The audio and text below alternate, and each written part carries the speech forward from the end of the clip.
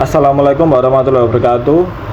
Kami dari kelompok 2 akan mempresentasikan hasil diskusi kami dengan judul merumuskan visi, misi, tujuan, dan nilai.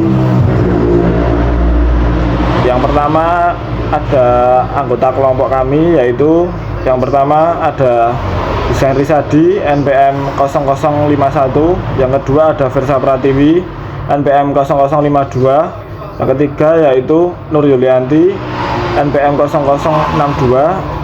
yang keempat yaitu Rajwa Kamalana NPM 0066, yang kelima yaitu Anissa Nur Aulia Fadila NPM 0083, yang terakhir yaitu Irfan Hasan Aurora NPM 0084. Yang pertama yaitu definisi strategi korporat. Manajemen strategi mencakup proses perumusan dan implementasi strategi yang bertujuan untuk mencapai visi dan misi organisasi. Proses ini melibatkan analisis lingkungan, penetapan tujuan, formulasi strategi, implementasi, serta evaluasi kinerja. Strategi korporat adalah rencana jangka panjang yang digunakan perusahaan untuk mengarahkan semua operasi bisnisnya menuju tujuan tertentu. Strategi ini mencakup keputusan-keputusan yang penting.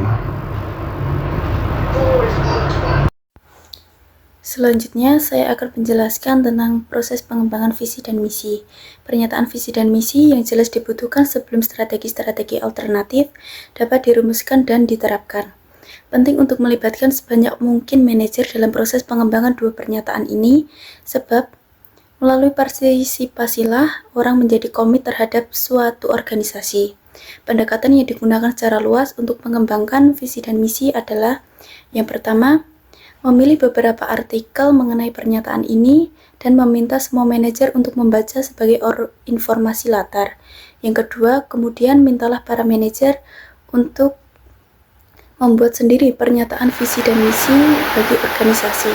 Dan yang ketiga, seorang fasilitator atau dewan manajer puncak menyatukan pernyataan-pernyataan ini ke dalam sebuah dokumen dan membagikan draft pernyataan kepada semua manajer. Dan yang terakhir, begitu semua manajer telah memberikan masukan mereka serta mendukung dokumen final, organisasi dapat dengan mudah memperoleh dukungan manajer untuk aktivitas perumusan, penerapan, dan pengevaluasian kinerja. Selama proses pengembangan pernyataan visi dan misi, beberapa organisasi menggunakan kelompok diskusi manajer untuk mengembangkan serta memodifikasi pernyataan yang telah ada. Baik, untuk materi yang selanjutnya yaitu mengenai pentingnya visi dan misi.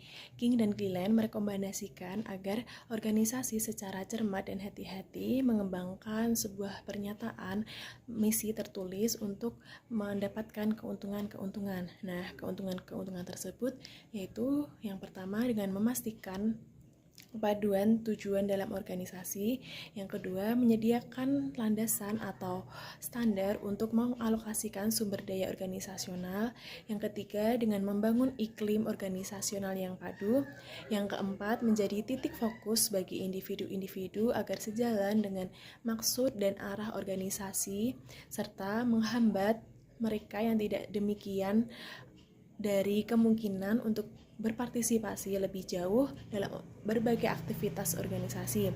Yang kelima, dengan memfasilitasi translasi dari tujuan menjadi struktur kerja yang melibatkan pembagian tugas ke elemen-elemen yang bertanggung jawab di dalam organisasi. Dan yang terakhir, dengan menjelaskan maksud-maksud organisasional dan kemudian mentranslasikan berbagai maksud ini ke dalam tujuan sedemikian rupa sehingga parameter biaya, waktu, dan kinerja dapat dinilai dan dikontrol. Untuk materi yang selanjutnya akan disampaikan oleh rekan saya. Selanjutnya saya akan menjelaskan mengenai karakteristik pernyataan misi, yaitu ada 3. Yang pertama itu deklarasi sikap. Pernyataan misi lebih dari sekedar pernyataan detail-detail spesifik. Pernyataan misi merupakan deklarasi sikap dan pandangan. Pernyataan misi biasanya luas cangkupannya karena setidaknya mencakup 2 alasan, yaitu yang pertama, pernyataan misi yang baik memungkinkan penciptaan dan pertimbangan beragam tujuan dan strategi alternatif tanpa kemudian menghambat kreativitas manajemen. Yang kedua itu suatu pernyataan misi perlu luas agar dapat secara efektif merekonsiliasi perbedaan di kalangan dan menarik bagi para pemangku kepentingan atau stakeholders, yaitu individu-individu dan kelompok-kelompok individu yang memiliki kepentingan atau tuntutan khusus pada perusahaan. Karakteristik yang kedua itu ada orientasi konsumen, yaitu sebuah pernyataan misi yang baik mendeskripsikan maksud konsumen, produk atau jasa, pasar, filosofi, dan teknologi dasar suatu organisasi. Menurut Venn, pernyataan misi seharusnya yang pertama mendefinisikan apakah suatu organisasi itu dan apa yang dicita-citakannya. Yang kedua itu cukup spesifik sehingga tidak memasukkan bisnis tertentu sekaligus cukup luas sehingga memungkinkan pertumbuhan yang kreatif. Dan yang ketiga itu membedakan suatu organisasi dengan organisasi yang lain. Yang keempat itu berfungsi sebagai kerangka kerja untuk mengevaluasi baik aktivitas masa kini maupun prospektif. Dan yang terakhir itu diungkapkan secara cukup jelas agar dipahami secara luas di seluruh lapisan organisasi. Satu alasan terpenting untuk mengembangkan pernyataan misi bisnis adalah untuk menarik konsumen yang memberi makna pada suatu organisasi. Selanjutnya karakteristik yang ketiga yaitu deklarasi kebijakan sosial. Istilah kebijakan sosial atau social policy merangkum filosofi dan pemikiran manajerial di level tertinggi dari suatu organisasi. Kebijakan sosial mempengaruhi pengembangan pernyataan misi bisnis. Kebijakan sosial secara langsung mempengaruhi konsumen perusahaan, produk dan jasanya, pasarannya, teknologinya, profitabilitasnya, konsep dirinya, dan citra publiknya. Dapat disimpulkan karakteristik pernyataan misi yaitu yang pertama luas dalam cangkupan, yang kedua panjang kalimatnya tidak lebih dari 250 kata, dan yang ketiga yaitu menginspirasi, yang keempat mengidentifikasi kegunaan produk perusahaan, yang kelima menunjukkan bahwa perusahaan bertanggung jawab secara sosial, dan yang keenam menunjukkan bahwa perusahaan bertanggung jawab secara lingkungan. Yang ketujuh, memasukkan 9 komponen, yaitu yang pertama konsumen, produk, jasa, pasar, teknologi, fokus pada kelangsungan hidup atau pertumbuhan atau profitabilitas, selanjutnya filosofi, konsep diri, fokus dan citra publik, fokus pada karyawan, dan yang terakhir yaitu yang kedelapan, tak lekang oleh waktu. Poin yang selanjutnya yaitu pandangan beberapa perspektif mengenai visi dan misi. Perspektif mengenai visi dan misi berdasarkan pemikiran dari Amin Wibowo dan Mudrajat. Definisi visi dan misi. Visi yaitu gambaran masa depan yang ingin dicapai oleh suatu organisasi. Visi bersifat inspiratif dan memberikan arah strategis. Kemudian ada misi, yaitu pernyataan yang menjelaskan tujuan utama organisasi dan bagaimana cara mencapainya. Misi lebih berfokus pada aktivitas dan nilai yang dijalankan. Kemudian ada menurut perspektif organisasi dan budaya. Sebuah visi yang jelas membantu menciptakan identitas organisasi yang kuat dan menyatukan anggota di bawah tujuan yang sama. Misi memastikan bahwa setiap individu dalam organisasi memahami peran mereka dan bagaimana tindakan mereka mendukung tujuan bersama. Ini membentuk budaya yang selaras dengan operasional sehari-hari.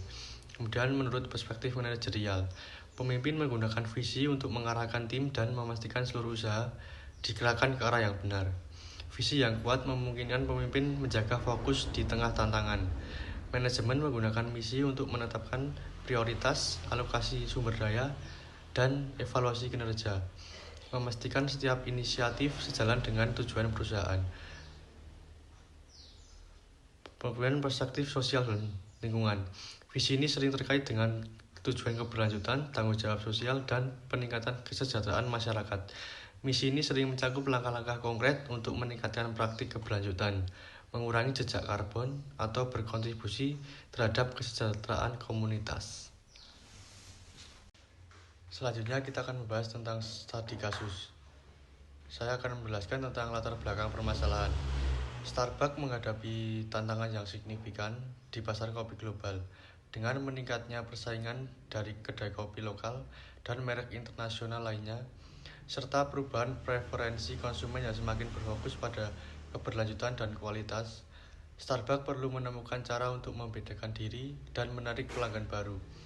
Selain itu, krisis kesehatan global akibat COVID-19 mempengaruhi bisnis retail, termasuk kedai kopi, yang harus menyesuaikan operasional mereka untuk memenuhi permintaan yang berubah dan menjaga keamanan pelanggannya.